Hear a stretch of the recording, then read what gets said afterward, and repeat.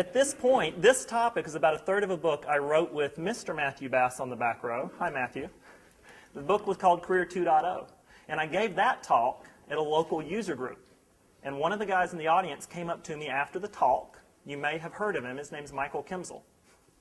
And that was when he started. He said, do you want me to introduce you? I'll say, your talk inspired me. And I'm like, it would be so much more insincere if I said I inspired you. But that was when he started looking at taking control of his career, doing more public speaking, that ended up with I mean, he's doing other things too, but that's where this conference came out of. Go ask him about it. Get him to say good things. But you go to speak at a user group, you think, well, nobody's going to hear me. You'd be surprised. You'd be surprised. How about if you're working with a team and you want to be the person to bring in new technology or a new idea? Are you any good at that? Anyone here have to pitch a client? This is indieconf. Once or twice. In other words, what I'm trying to say is public speaking is inevitable. The question is, are you any good at it? Or will you get any good at it? Okay, you're not any good at it. Wait a minute. Dude, not any good at it? Excellent, we have our first volunteer. But everybody knows. I've already told them how I'm directly responsible for indieconf with the poor. He's not kidding. I'm kidding. Changed my life 5 years ago. Made dirt clean, changed the world. It changed my world. I think it was 2006 or 2006. That seems right. You really changed my thinking, so thank you very much. Awesome. Okay. But he didn't accept those talks. No, I'm kidding. Fear of public speaking, right? Outranks death. When they do surveys and they ask people, would you rather die or speak in public? No.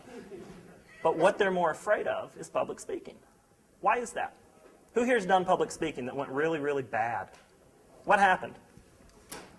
No, I'm talking to you. Yes. No, yes, ma'am. No, I'm okay with it. You're okay with I it? raised my hand before we finished your statement. Okay. How about you, George, from lunch? No, I have done public speaking. I can always learn more, but I'm comfortable with it. Yeah. Were you comfortable at the beginning? Yeah, okay, here's the deal, right? I was invited to come to Nashville to do a startup weekend, the first startup weekend that I did, and I wound up doing them all around the United States after that. I'd never done it before, and at the time when Andrew Hyde created it, there was no operation manual, there was nothing to tell you what to talk about. Mm-hmm. So I go to Nashville, the people in Nashville didn't know that. So they're like, we are so excited you're coming, we're honored, and I'm like, oh shit. And you find this out when you're on the ground. Right. Yeah. And so I got a tweet from a friend, better than to be a leader is to be inspiring. I'm like, yeah, okay. But I get there, and for me, what it was, that was the confidence if the audience thinks you're qualified, that's half the battle. Yep. And then for me, and it's the same for you, and it's the same for Saul, I don't mean this to sound very metaphysical, but a lot of it is about feeling the audience and changing to reflect them, right? And Yes. a lot of it is being open so that they feel comfortable with you and so that they feed back. But the first time, if people, I look like, what was that thing that Jane Fonda or Suzanne Summers used to sell, that Thigh Master? Right, like I felt like I was doing that, like my knees were knocking like crazy. But people People see what want they you to expect succeed. see. And they do. They get on your side and they want. So what happens is, like I was telling my son when he has to do a presentation, like it doesn't matter if you make a mistake, just keep going on because they'll fill in the blanks for you. As people, we're kind of, we get the gestalt, we start to fill in what's missing. And they'll forgive you as well. Well, nobody comes here, I mean, maybe there's a few people here, but nobody, I hope, came here to see me crash and burn. You want me to make it, because then you get something out of it. Right. For me, I mean, that's kind of what you're talking about, I think. Right. Everybody who comes to hear you talk, whether it's a user group, a lunch and learn, put that away. Wherever you go, they want you to make it. Once I realize that, nobody wants to see me fail. Okay, there's a few people, but I don't tell them when I'm speaking. You get up there, and he said it was like his knees were shaking. Your hands shake, your voice trembles, the stomach churns. You get the whole flight or fight thing. And you know what that is? That's fun. Talk to people who speak for a living. Man, you get up in front of an audience and you reach people. When Kimsel comes back and says, you changed the direction of my life, do you know what that feels like? And this is awesome. I have a chance to touch the leaders. I have a chance to touch people who will become the leaders. This is pretty cool. Once you get comfortable with public speaking, it's pretty awesome. And we're going to touch on what you'll need today to make it easy. We really will. Really will. So it's a learned skill. No one's born good at public speaking. That's why they make you do it in school. They're hoping you'll pick up on it. Sometimes it works, sometimes it doesn't. So how do you study it? Then you come to. Can you get this from a book? No, you got no chance. Got to do it. It's like riding a bike. You can read lots of books around about bikes. There's 4 things you need to be aware of. Unconscious incompetent. You stink and you don't know it. Anyone? We got some parents in here, right? Got kids? Oh, wow. No? I will call you people out. Okay. He told me he had kids. Kids in Boy Scouts. She's 13 now, but I think she was around 5. And we had a neighbor that did voice and piano lessons.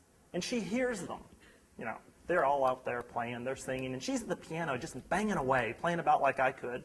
Singing, she's gotten my tone, which means she can't sing. And she looked at me one day and said, Daddy, it's so sad. Those people have to pay Miss Emily to learn how to play piano and sing, and I'm just good at it. Isn't that where we start? You're bad and you don't know it.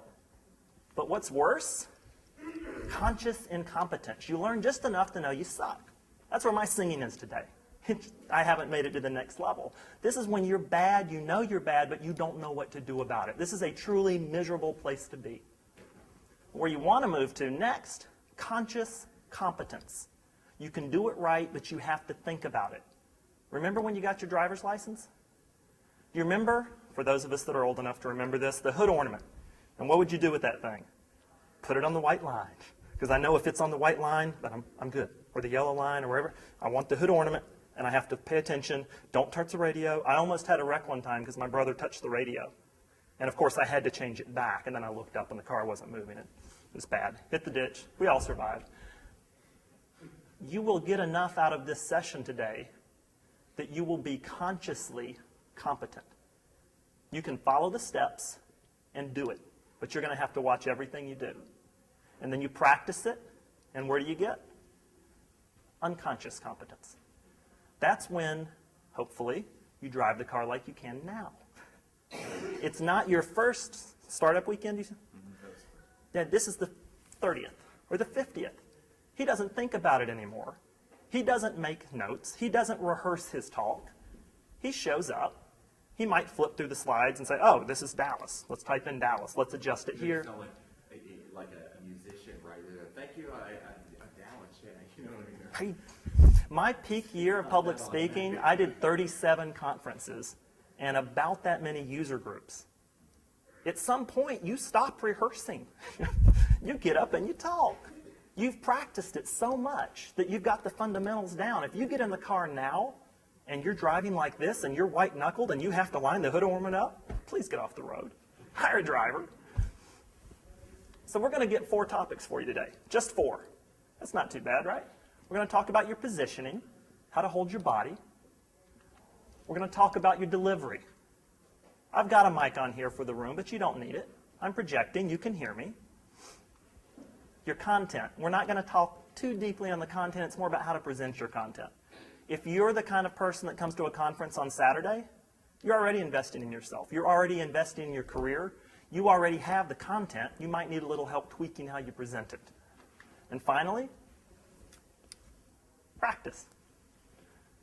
That's where we're going to take as much time as we have left, and there's already people back there smiling. See, she's volunteering. With that laugh, it's like, oh crap, he's looking at me. For as many people as want to volunteer, and as we have time at the end, you'll come up, you'll take the clicker, and you can practice. And then we'll take a moment and say, okay, here's what you did that maybe you could improve here. Wow, you really stunk at this part. Yeah, we won't say that too. That was a joke. If you don't laugh at my jokes now, These are the good ones. And they just get worse as we go. So I'm just saying, if you don't give me a little bit now, they're going to get a lot worse. So positioning. Where are your hands? You're nominated. Come stand here. Oh, me? Yeah, right now. Okay, stand here. Let's see, he's looking. Look at him. Ask him a question. Who? Anybody. Oh, I'm asking the You're question? asking the question. Where How are you is- guys feeling today? You've done some public speaking, haven't you? No, I just know No? where your hands are supposed to be. Good one. You're never, ever, ever, ever, ever, ever. You can sit down. That was perfect. Man, I thought I had a So did sucker I on the pass? front row. Man, you I passed. started to do it differently just because I knew that's what you wanted. Well, how many people do you see, they give their talks like this, they walk around all day, they put them in their pockets, and then they shift, do something different, then they cross their arms, and then they put their arms behind their backs, and then they scratch. You watch. You want to be humbled when you're public speaking? Videotape yourself. There are people, they touch their nose. They always touch their nose. They constantly touch their nose. They put their hands on their lips, and they touch it drives you mad. But the person up front doesn't know they do it. They don't believe they do it.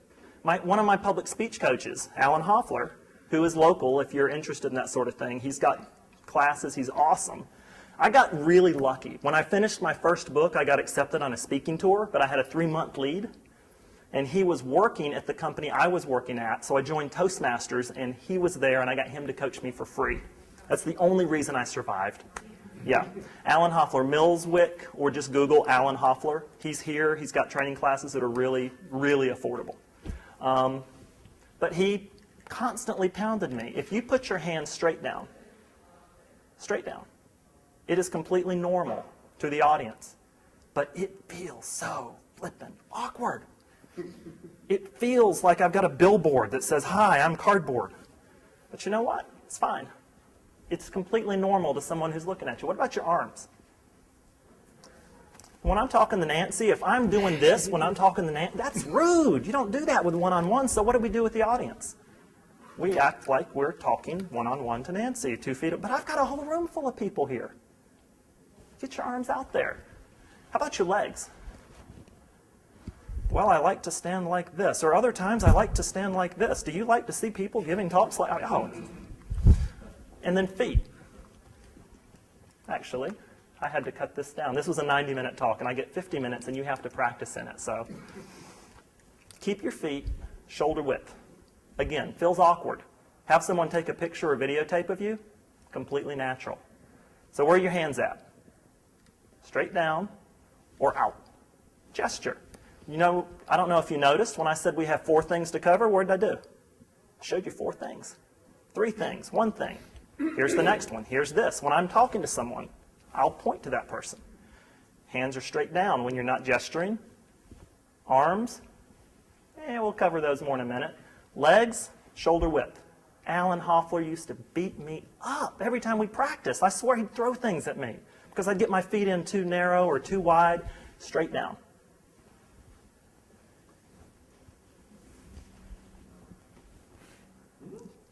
Do you ever seen a talker who thinks they have something to hide in front of the audience? This is called the fig leaf. If you need a fig leaf, you should take a few more minutes to prepare before the session starts. You want conscious incompetence? When you guys come up to practice, some of you will do this. Oh. The fig leaf. How many speakers have you seen do this the entire talk? They walk around with a fig leaf. What about... I've seen all of you in this room. This is the Secret Service. You can't pull it off. Neither can I. There are people that will walk around like they're a college professor, stalking you. Don't do that. What is this adding to your presentation? Am I connecting? Am I gesturing? Am I engaging anybody? No. I'm copping out. Instead of having to think about what to do with my hands or how to gesture to engage somebody, I'm locking them up, just like the fig leaf, aren't I? But this is my favorite. I'm used to working close with somebody. I'm used to a conversation where I'm talking to Joan, and I'm close to Joan. And this is pretty reasonable. But then I get up here, and I still think I'm talking to somebody, so I keep my hands in close. In fact, you might say they're glued at the elbows. And I gesture here, and I say, I've got 4 things. And, You've seen these speakers, haven't you? They're glued. I just want to stick these things in your head because in a few minutes you'll come up here and somebody will do this and then they'll stop. Put your arms out. If you're going to gesture, how much room do I have up here? 50 feet? 75 feet? Yes, sir. What if you're badly pitted? You don't want to move your arms. The audience already knows you're badly pitted. If you're badly pitted, wear a t-shirt. You wear a t-shirt under your presentation shirt and nobody will know it's there, or get a colored one and it looks like you did it on purpose because you're styling. 90210, baby. I don't know. I don't watch that show. It's not about you. I don't care if you're embarrassed. I don't care if you're happy. When I'm up here, it's not about me, it's about the audience. And if that means I gesture and I run the risk of having leaky armpits that look bad, tough luck. I'm here for the audience and I'm here to make a point. If I don't go out of my way to engage you, then I failed as a speaker and I have no business being in front of you. And as I say that, I have my hands up here instead of down at my side. You want to be neutral. And pour water on your mic. Feet are shoulder width. Hands are the same width as your legs. This is not rocket science. Yes, ma'am. I mean, I get what you're saying when you're standing still. Mm-hmm. Like you, I tend to walk around and try to connect with everyone in my audience. Absolutely. So when are your feet actually at shoulder width? When you stop and when you're talking to somebody, when I'm engaging, what I'll do, again, Alan Hoffler, smart guy, when I'm moving from point to point and I'm paying attention to myself, you know, I'm not nearly as in practice with this as I should be, I stop, I make a point, and then I get a set of eyes, and I go and I talk to him, and I walk to him. And when I'm close enough, surprise, when I'm close enough, I stop, I go back to my neutral stance, I make a point. I finish with him, I talk to you, and before I go over there, I'm going to get another person. You're making me cut ahead of the presentation. I get another set of eyes. I stop, I talk over here. But when I've stopped to engage this part of the room, or I'm standing here and I'm engaging her, or I'm talking to the lady on the back row with a laptop who's not paying attention right now. I got you. You can stand neutrally, and I can still, I'm teasing, I can still engage people on all sides of the room.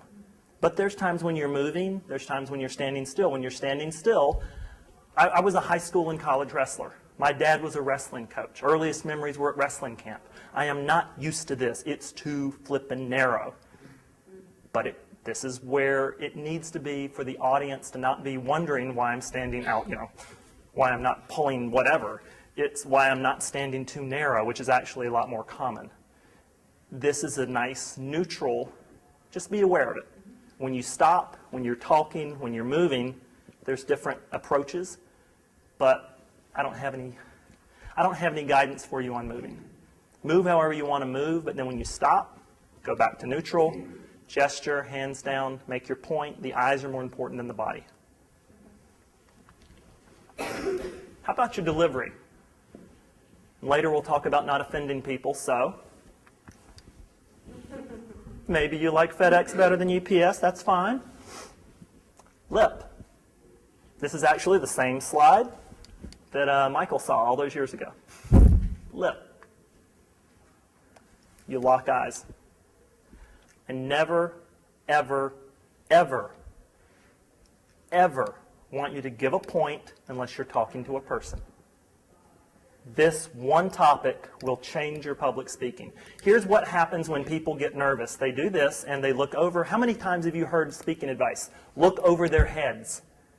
Talk to the back of the room. And there are no eyes back there. So you end up doing this. This is the sprinkler head. Some people call this the Rambo because you're spraying the room down. I'm not giving a word or a sentence or an idea to each person. I'm giving you each a syllable.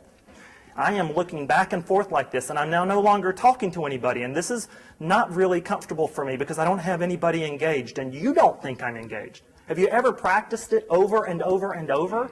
And it takes half an hour for your talk. Then you get in front of people and you finish it in 7 minutes. Look at yourself. This is what you're doing.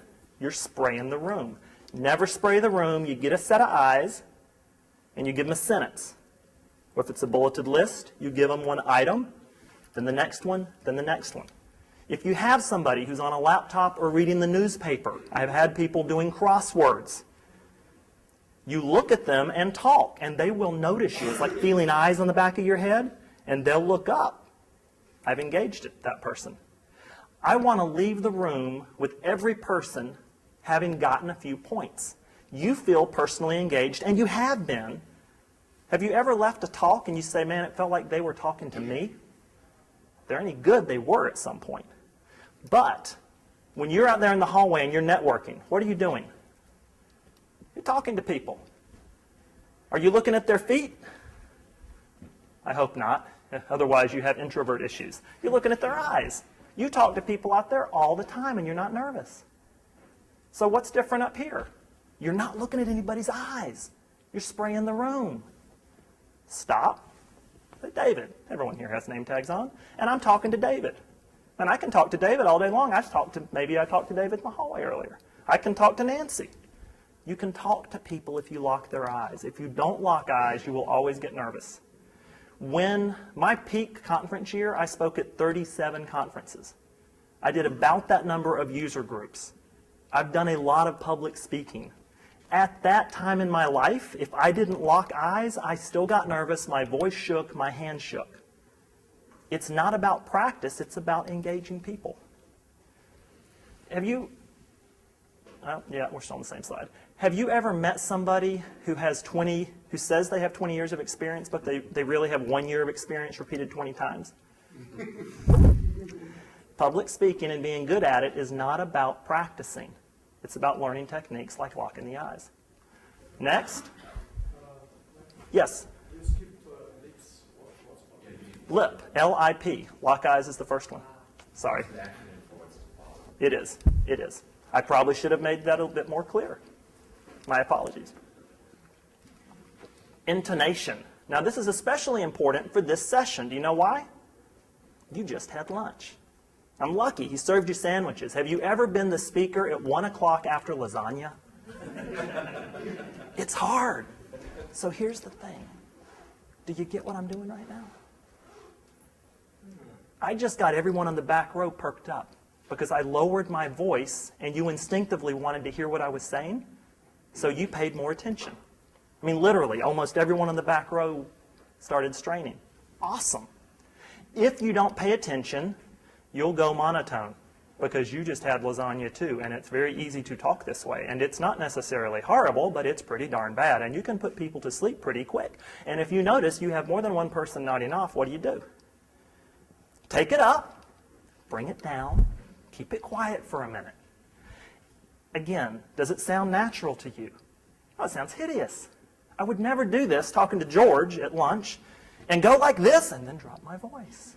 Unless I was seducing George, which you're pretty safe on that front, my friend. No offense. I do have hot coffee in front of me, just kind of. I'll talk to this side of the room. I'll engage his eyes from way over there. Where were we? Intonation. So when you catch yourself copying the way you would talk to a person, it's horrible for up here. You can get really, really loud and get really, really quiet. And it works because I've got all this audience. Have someone videotape yourself. Here's what, again, I hate to keep pointing back to Alan Hoffler, but she knows him, and he is running a special on some of his classes right now. Just throwing it out there. He would have somebody sit in the audience who's not a speech coach and sit in the back of the room and have you practice and get really loud. And he says, okay, go so loud you think you're being obnoxious. And you go really loud. And everyone goes, what? That's the same tone. You're like, no, that was bad. Jack it up, louder, and you get louder and louder and louder, and they finally say, okay, you're obnoxious. Okay, there's your threshold. But you can't tell that for yourself because you're used to dealing with people one-on-one. Take it up, bring it down, and that makes people notice. You changed something, so they tune in to see what it is. Intonation is huge. You lock the eyes, you have intonation, and what was the third letter? P. Pause. Sorry. Come on, I told you the jokes only got worse. Pause. Here's the thing. How many of you have seen a slide come up and you still looked at the person presenting? None of you. It's instinctive. When that screen changes, you watch. The next time you're in front of an audience, change the screen, get a clicker. These things are like 50, 60 bucks. Don't walk over to the keyboard and get something. You're a professional, right? You're doing this for a living. Click it and watch the eyes. Every eye in the audience goes to the screen. So what should I do? Should I keep talking? Because obviously I'm more important than you. I have a deadline to make, right? No, shut up. When the eyes go to the screen, stop. Now, every speech coach you've ever had will say pause. I've had them say 1 to 3 seconds for a bullet point, 5 to 10 seconds for a graphic. You think I'm up here with a stopwatch? You got no chance. I don't really care whether you think it should be 1 to 3 or 3 to 5 or 10 seconds. I care about when my audience comes back to me. So I'm going to bring up something, and I'm going to watch your eyes go there, and I'm going to wait. And guess what happens? At almost the same time, everybody's eyes will come back to me after you've seen it, after you've read it, after you've absorbed it. And guess what I just got for free? Time clock. Got my time clock. I got my pause. And it's the right pause every time. I don't have to build pauses in anymore. I just put up a graphic. I get my pauses. Lip, lock eyes, intonation, pause. Those 3 things are 90% of public speaking for me. And for everyone I've ever worked with and coached, lock eyes, intonation, pause. How about content? You ever seen bad slides before? Yeah, that's a good slide. Sorry. See, I told you, the jokes are bad. Most people have slides, and I'm going to suggest you go with bulleted lists without the bullets. What does that add? I'm hoping you're smart enough to tell which line is the which without a little dot there. I'm just saying, if you can't, I need to slow down a little bit. How many of my slides don't have pictures? Almost all of them. Almost all of them. Oh, shoot. And this one's actually not a Flickr picture, so there goes my next point.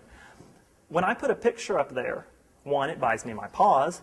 2, when I change the bullet point, you read that, but it engages a different part of your brain. You stop and absorb the picture. You look for irrelevance in that picture to the content. And that gives me another way to reach the audience. Your slides should have bullets and points only. What do you often see in slides?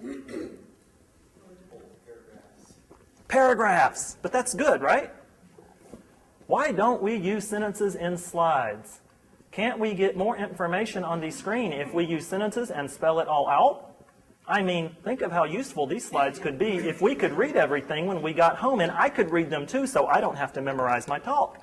It would be just like having the presentation to read again and again and again. Don't you really like reading all of this? Isn't it way more fun? I love sentences. Yay! That was a good joke. Isn't this what everybody does? Hey, I was due, you know? You just throw enough spaghetti at the wall, something's going to stick. That's what the bad presenters do. They put sentences up, and this is their thought process. I want you to leave with enough material that you can reproduce the talk. Why? You're never going to invite me back. I'm going to give you some bulleted points that remind me of what the content is. At one point, I had 15 active talks, each one 90 minutes. I don't have those memorized. I have outlines called slides. And if you've heard me speak, guess what? You can scan these, and you've got all the material right there. They think if I give them everything at once, this is better for the audience. What do you do when you see, and nobody that I see do this animates bullet by bullet like this. What do you do when a whole screen of sentences come up? You start reading. You disengage from the speaker.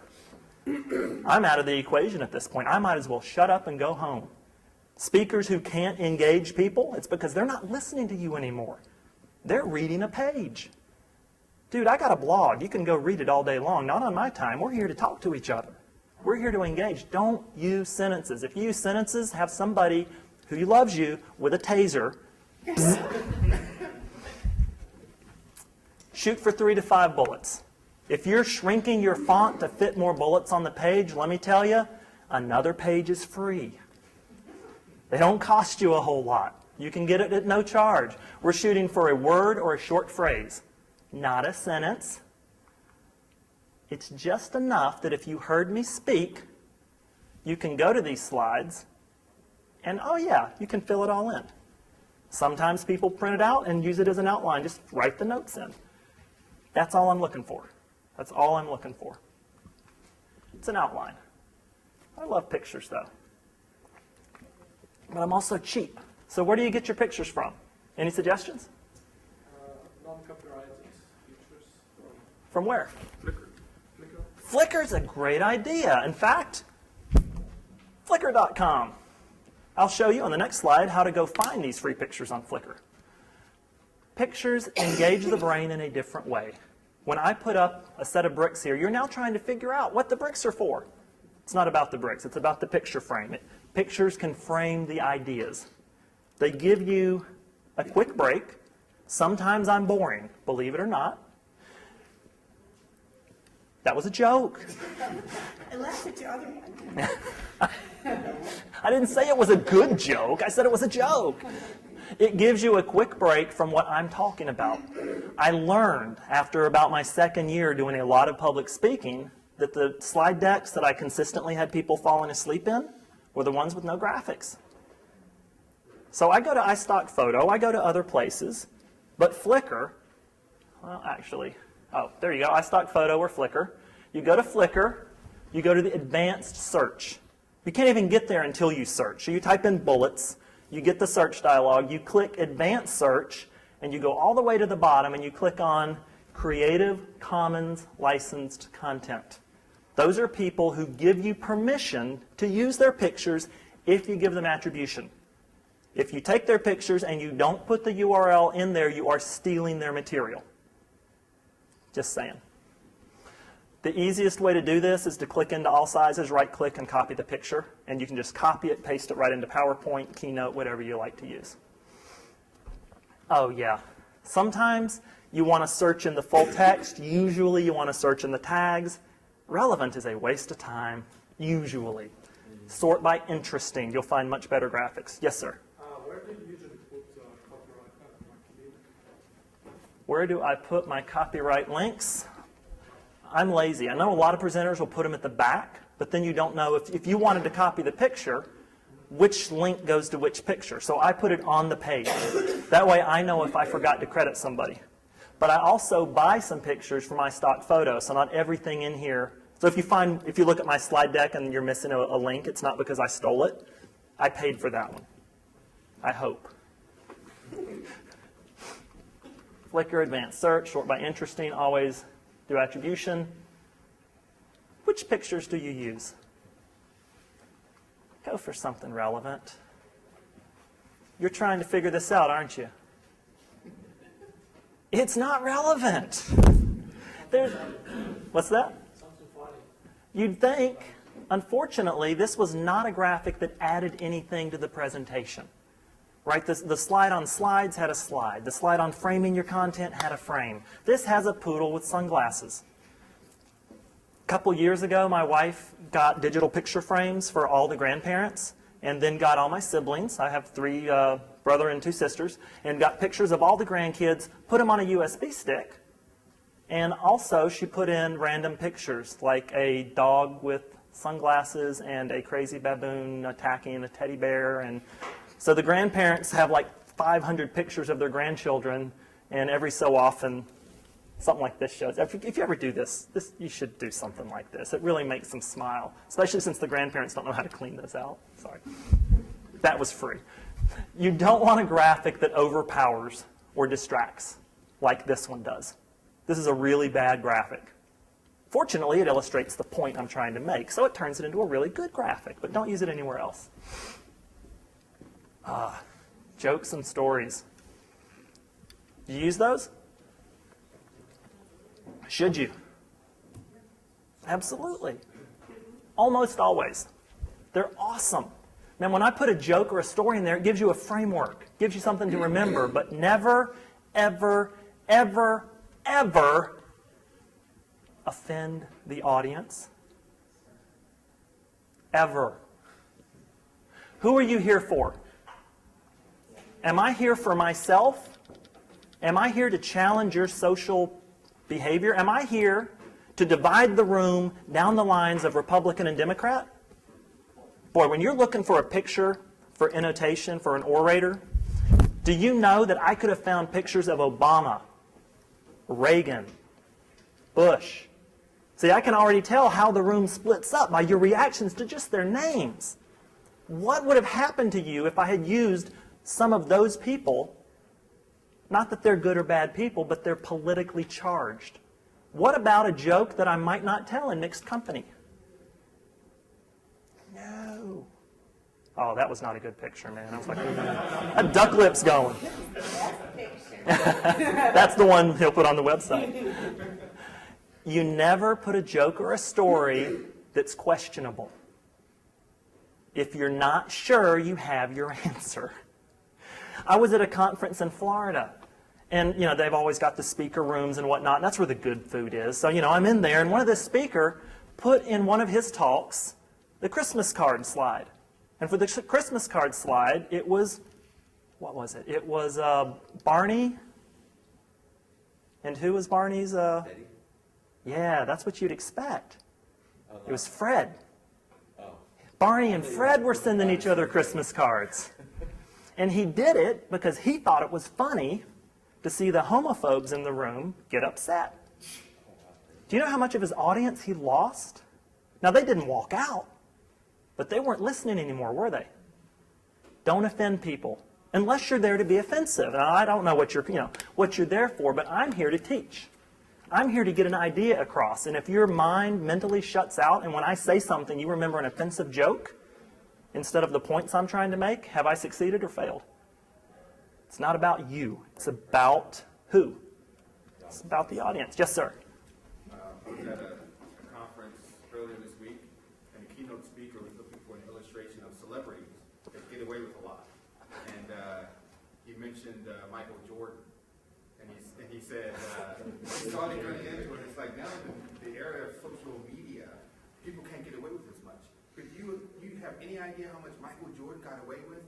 And the whole audience just got quiet. And then he stopped. Oh, I'm in North Carolina.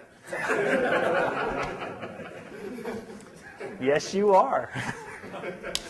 That's a very good example. They can't hear you on the video. He was at a conference earlier this week, and the keynote speaker used Michael Jordan as a negative example. Since he was born and raised here and went to college in Chapel Hill, kind of lost the audience. Experiences, this is the framework, right? I'm telling you stories every couple of slides. I'm telling you about when I spoke here. I'm telling you about what I did there. It's how you hang your memories on it. It will make it memorable to the audience. It will get people so they remember the ideas, not just you. What I don't want is for you to leave here with the impression that I'm a good speaker. Well, at least I hope that's the impression you come away with, at least that, but have no idea what I said. How often have you heard somebody? Was he good or was she good? Was she bad? Oh, they were great. What'd they say? I don't know. But it was really good. You should go hear them. Why? No, they're entertaining. What's the goal here? To share, reach, and change. I want to share my ideas. I want to share this direction. I want to reach you and hopefully change some of your thinking. Even better, change your behavior. Who's it about? It's about the audience. You're the only people that matter at the end of the day. Doesn't matter if I have wet armpits or I'm embarrassed or I look silly. It's not about me. It's about you. Filter everything you say. Offended's lost. I just realized where the time is, and you're going to miss some of your practice. So, let's take some volunteers. Here's what you're going to do. You're going to have the chance to speak for 1 minute about yourself. Not on a clock. Where you were born. Maybe you went to college, maybe you didn't. Tell us about college. Tell us about school. What role you're in right now. Are you independent? What do you do as indie? Are you full-time? Are you wanting to go independent? And your favorite indieconf talk. Whatever it happens to be. So who wants to go first? No, actually, here's your cheat sheet. Hands and arms, fig leaf, Secret Service, glue arms. Lock the eyes, watch your intonation, always pause. Outline. Do you have an outline? Oh, you're in luck. I have an outline for you. So, who would like to go? And I will say, if I don't get volunteers, I tend to draft. Bueller? Bueller? All right, George, you've done plenty of public. I'm already out here, tape all. Give All somebody right. else a chance. You don't have time here. I think Katie in the back. She's got something. That's Katie? Come on, Katie. Everyone, give Katie a hand.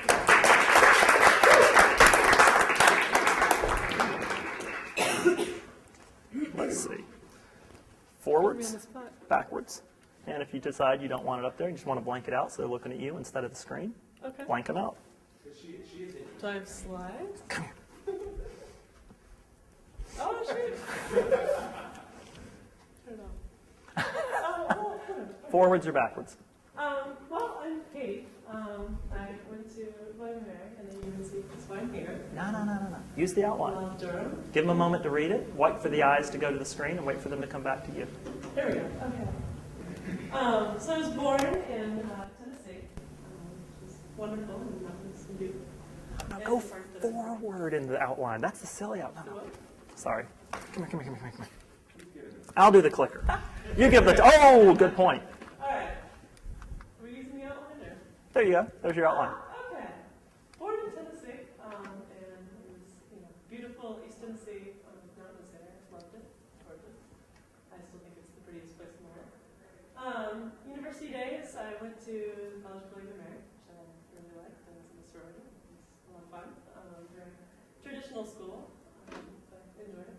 Came to UNC and studied math at William & Mary, and came to UNC to study some more math before I got into my web developer phase. May I pause you for a moment? You have not moved, and you are talking a water sprinkler. You're going to the audience and the slides. I'm just saying, get a set of eyes, deliver a sentence to a person, and then look across the room at another person, and while you're looking at that person's eyes, walk over to them and deliver that point. So, go ahead. So I went to William & Mary. I really enjoyed it. Learned a lot of math there.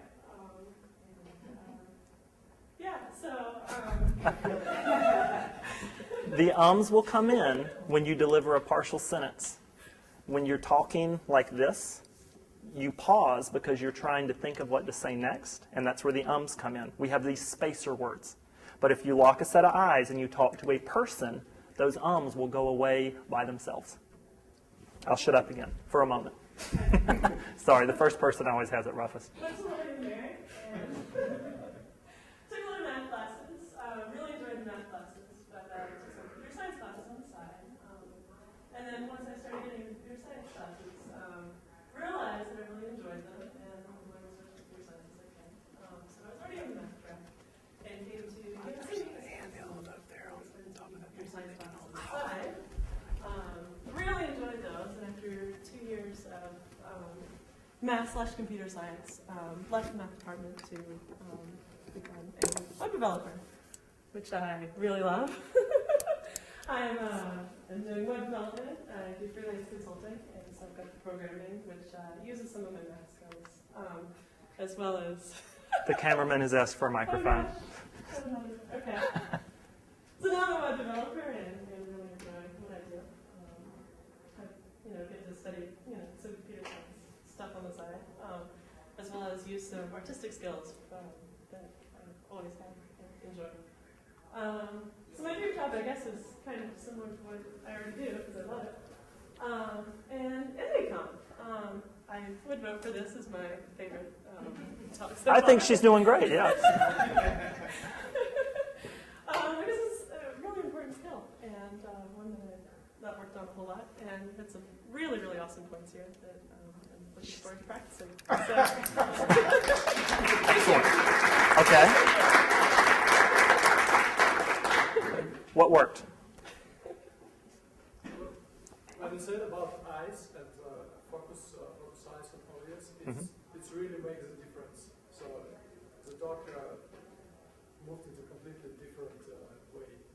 So good job. It really changed, yeah. You know what, I noticed, and I never thought about this actually either, but when you had told her, when you lock eyes, you'll keep talking about what you wanted to, and then when you don't, you'll say the ums. That's what I noticed. Every time you closed your eyes, you went every yeah. single time. But Or when you were did talking- look at someone, and even Yeah. though you were, Then- even after you Yeah. smoothly, no arms, Yeah. but then as soon as you would stop and look down on Or something close else, you your would eyes start and saying, go, oh, again. So it was, Yeah. wow. The I've second never most realized likely that. place for the ums to come, and you were doing this too, is when you're talking and then you looked at the slides, and then you came back again. So when you close your eyes, when you sprinkler head or Rambo spray down the audience, or you look at the slides. You wrote, I mean, okay, in theory, you wrote the slides, you know what's on them, and if you need to look at them, it's fine, it's an outline. But you stop talking, you turn, and then you come back again, and you just picked up a pause for free. You're saying to give yourself time to think. Yeah. But if you stop and read the bullet point, that's your pause. Don't keep talking while you look at it. Have you But I noticed thought you a did lot great. of people replace the ums with so? Oh, everyone has a different, Yes, there's I spacer noticed words, that. spacer words. We have time for, I think, one more person. And you did great. That was really awesome. I think Katie should pick the next person. Oh, that's a good point. You were drafted. Katie, draft somebody. Oh, Come up here, and whoever wouldn't lock eyes. No, I'm kidding. those two.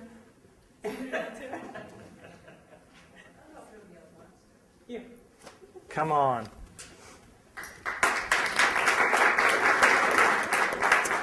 Would you like the clicker, or shall I click? Or click. Just go forward. Which one's forward? This one? Oh, sorry. To the right is forward, to the left is backwards. Okay.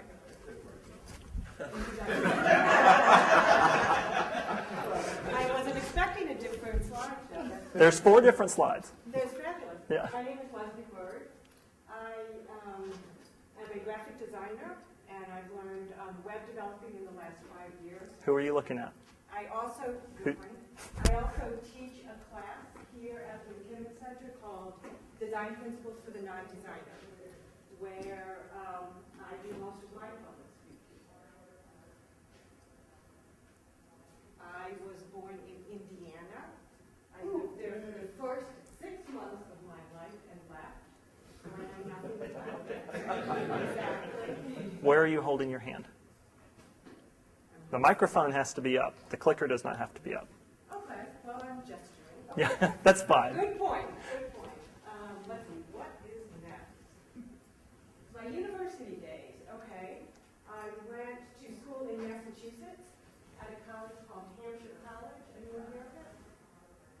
It is a college that there are no grades, which was really cool. I like that. There was no set program, so I got to design my own program, talking with other professors to help me do that. Then I went to Mass College of Art for a certificate program in graphic design. And since then, I came here to the McKinnon Center with the OPD to study graphic design, and I got a certificate in web development. If you're gesturing, you're glued elbows. So gesture out here. Yeah, you're right. Do I have to? They don't get the people that watch it on Okay. video won't be able to hear you. Okay. I'm doing it. You're umming when you turn to look, or when you're looking at the desk, and when you're not giving a sentence to a person. When you're giving a sentence to multiple people. So go ahead. Okay. Okay. My dream job. Whoa, that wasn't going to be up. Well, it's your current one, obviously. I think I mentioned that in my introduction. I'm a graphic designer, a web developer, and from time to time I do some training. Yes? Excellent. As you're tall. I just interrupted a lot. Indie conference. Well, the whole conference hasn't happened yet. I've enjoyed many of the speakers. I enjoyed this speaker Thank you. here. I enjoyed Zoe. Zoe. And I really enjoyed your talk. I really enjoyed it a lot. Gillen water, yes. Very nice talk. So thank you very much. How'd she do?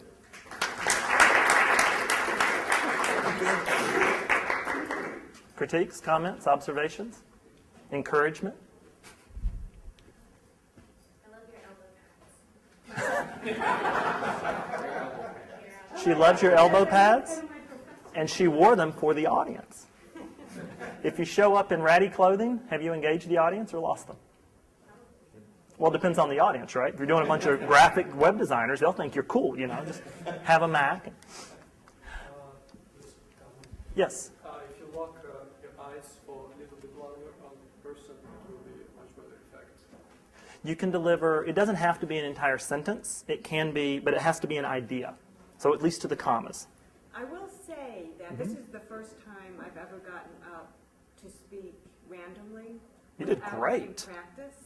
You Well, did obviously I didn't really, practice, really I good. didn't know what I was going to say, right? Yeah. So when I practice, I oftentimes practice in front of a mirror. Another So hint when for I know you? what I'm about to say, which I do when I'm training, I have a better idea of, because I have a better idea of what I'm going to say, I can engage differently. But this is a real different animal here. Yes, I it is. noticed. If you go to Toastmasters, this is more similar to their table topics. No, it's interesting. Toastmasters is all over RTP. In fact, there are technical Toastmaster groups. Another way to practice, the mirror's good, but you want to practice engaging people on different parts of the room. Yeah. This is the stupidest idea you'll ever hear, and I love it because it works so well. I discovered this. I took my kids' stuffed animals. Yeah, I did. And I've got the bonus room at home as my office, so I spread them out, and I put about a dozen of them. And it made my hand shake the first time I did it, because there were eyeballs. There's something primal about having the eyeball. That or they're really creepy animals. I don't know. Yeah, it's weird, but it's a good way to practice delivering an idea. Instead, with a mirror, it's just one set of eyeballs. But if you put a bunch of them out and you have to move around the room, lock a set of eyes, walk here, talk to somebody and go there, it messes with your head. I don't have time for anybody else, but kittens always score big, so the next person would have had kittens, and the next, oh yeah, that was a great picture. So I love that picture. So keep the cheat sheet, what worked, and there's my spam slide. Questions, comments, anything that I could have done differently for next time? I have a question about if you give a long talk, you need to drink water. Yes. You notice before I started, I had a water here, I had a water there, and I had a water here. So no matter where I was in the room, when my mouth gets dry, and you know how I got these? I went to the lunch line and grabbed 2. So I have a distributed water caching mechanism. So no matter where I am in the desert, there's probably going to be a drink there. So. Just a question. Yes. My biggest problem with public speaking has always been thinking it's about breathing techniques. And when you deliver a sentence, I don't have enough air in the speaker sense. And mostly in person situations when I'm a little bit nervous about the audience, or someone who makes me a little angry, and I'm upset. Yes. Well, when you're public. His question, they can't hear you on the tape. His question is when he's in public and he's speaking, there's so much coming, sometimes he gets upset or angry, we'll say passionate. He doesn't have enough breath to finish the sentence. For that, you go back to the LIP acronym. You lock eyes, intonation, and pause. So if you have a bullet point, you click it, they look at the screen, and I'm not talking. I'm reading it with you. Wow, that's a cool book. I wish you guys would all go buy those both. So we're done looking at the screen. That's when I breathe. Then I go talk to a person. I get a set of eyes. I deliver an idea to him. Then I stop. Now what both volunteers were doing is they deliver an idea and then continue delivering ideas while looking for the next set of eyes and then delivered another one here. You don't do that. You deliver an idea. Then, after you have the second set of eyes, you deliver the next idea. Then I deliver the third idea. The pauses are baked in. That's where you get to breathe. The lock eyes, intonation, pause, the locking of eyes is huge. Solves so many problems. Sometimes you don't have the screen, of course. Sometimes you don't, but you still have eyeballs. Or they're dead and you're, nothing to be nervous about. Awesome. Thank you guys. Appreciate it.